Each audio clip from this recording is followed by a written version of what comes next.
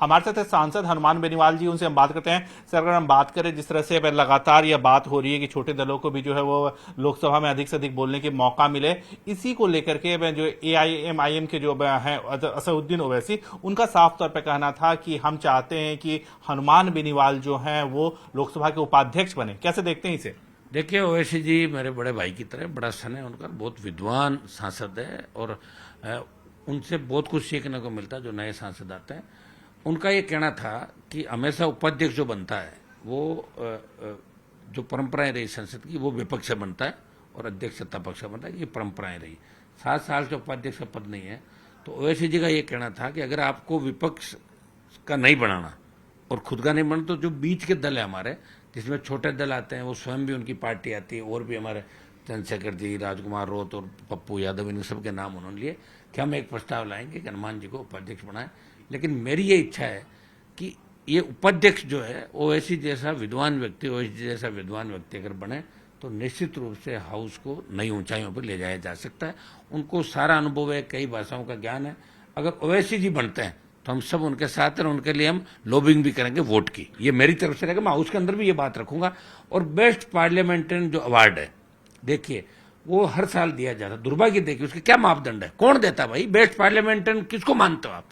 उसके अंदर ये मापदंड है जो सबसे ज्यादा उपस्थित रहेगा, सबसे ज्यादा बहस में भाग लेगा, सबसे ज्यादा जो जनहित के मुद्दे उठाएगा, उसमें ओवैसी जी जैसे लोगों का। लेकिन दूसरे नाम भी जो है, आपका नाम भी जो है वो लोग बढ़ा रहे हैं। आप भी सबसे ज्यादा सदन में मौजूद रहते हैं, लगातार जनता के जो सवाल हैं वो भी आप खड़े करते हैं, और कई मामलों की जो लगभग सभी मामलों की जानकारी जो है वह भी आपके पास रहती है। इसीलिए उपाध्यक्ष पद के लिए जो है वो आपका नाम उन्होंने प्रस्तावित किया। ओवैसी जी को मैं धन्यवाद दूंगा इस बात के लिए, और हम बैठ के सारे लोग बात भी करेंगे। उनका मेरे प्रति प्रेम है, इसलिए उन्होंने ये कहा कि हनुमान जी को उपाध्यक्ष बनाया जाए। ये उनका प्रेम है, मेरे ये प्रेम झलकता है, और मैं ये चाहता हूं कि वो उपाध्यक्ष से भी ऊंचाइयां और छुए। हमारी तरफ से तो हम सबके जो अभी हम 4-5 जो नाम हमने बताए, चंद्रशेखर जी, राजकुमार रोत, पप्पू यादव, हम सब लोग मिलके हमेशा लड़ाई लड़ते। देखिए हम किन परिस्थितियों से गुजर रहे हैं। मैंने कल एक बात ये कही थी कि ईरान, इजराइल, अमेरिका जो युद्ध चल रहा है, जिसमें भारत की जो स्थिति है तटस्थ है, भारत कुछ नहीं कर पा रहा, वो स्थिति हमारी छोटे दलों की लोकसभा के अंदर है। हम इस दौर से इधर वाले पूछ नहीं रहे, इधर वाले बोलने नहीं दे रहे। और लोकसभा अध्यक्ष जैसे हमारी कोई व्यक्तिगत नाराजगी राजस्थान से आते हैं, दुख इस बात का है कि जो मजबूती उनके अंदर पहले थी वो कहीं न कहीं सत्ता पक्ष ने उनको बंदी बना लिया लोकसभा अध्यक्ष जी को। ये हमने बात हाउस के अंदर भी कही थी। हमने ये भी कहा था कि जिस तरह जगदीप धनखड़ जो किसान का बेटा था, उससे आपने इस्तीफा ले लिया अमित शाह जी, तो अध्यक्ष जी से भी ले लेते। क्यों 2 दिन बहस करा के और पूरे देश के अंदर एक चर्चा कराई कि भाई अध्यक्ष के खिलाफ देश के संसद के अंदर अविश्वास प्रस्ताव आया? बदनामी तो हुई ना सरकार की। लेकिन जिस तरह से अभी लोकसभा अध्यक्ष में ओम बिरला जो है, जब उनके प्रस्ताव के खिलाफ जो अविश्वास प्रस्ताव गिर गया, उसके बाद उनका साफ तौर पर कहना था कि वो हमेशा से निष्पक्ष रहे हैं और वो कोशिश करेंगे कि सभी को जो है वो बोलने का मौका मिले। निष्पक्ष तो नहीं रहे, इसमें मैं बिल्कुल ही नहीं हूं, क्योंकि छोटे दल हमारे जो भी आते हैं उन्होंने कभी भी BSA का मेंबर हमें नहीं बनाया।